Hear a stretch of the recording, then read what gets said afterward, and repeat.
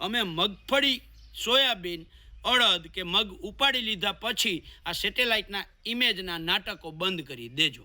આજે રાજ્યના કૃષિમંત્રી અને મુખ્યમંત્રીને ઈમેલ કરી અને માંગ કરી છે કે ગત ઉનાળુ સિઝનમાં જેવી રીતે તમે તુવેરના 17,000 ખેડૂતો, રાયડાના 18,000 ખેડૂતો અને ચણાના 52,000 એમ મળીને 87,000 ખેડૂતોના રજિસ્ટ્રેશન રદ કર્યા હતા. કારણ એવું આપ્યું હતું કે અમારી સેટેલાઇટ ઇમેજમાં તમારા ખેતરમાં આ કે આ પાક વાવેલો નથી.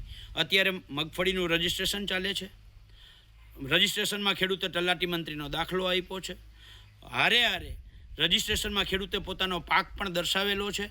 એટલે કૃષિમંત્રી, મુખ્યમંત્રી શ્રી, આપને અમે ગુજરાતના ખેડૂતો માંગ કરીએ છીએ કે અમે કરાવેલો રજિસ્ટ્રેશનનો પાક, તલાટી કમ મંત્રીએ આપેલો દાખલો, તમારે જે સેટેલાઇટ ઇમેજ લેવાની હોય ઇમેજ લઈ લ્યો અને અમારા ખેતરમાં તમારા રાજ્યના ખેતી નિયામકને મોકલવા હોય તો એને મોકલો, ડીડીઓને મોકલવા હોય તો ડીડીઓને, ટીડીઓને મોકલવા હોય તો ટીડીઓને, ગ્રામસેવકને મોકલવા હોય તો ગ્રામસેવકને, તલાટીને મોકલવો હોય તલાટીને.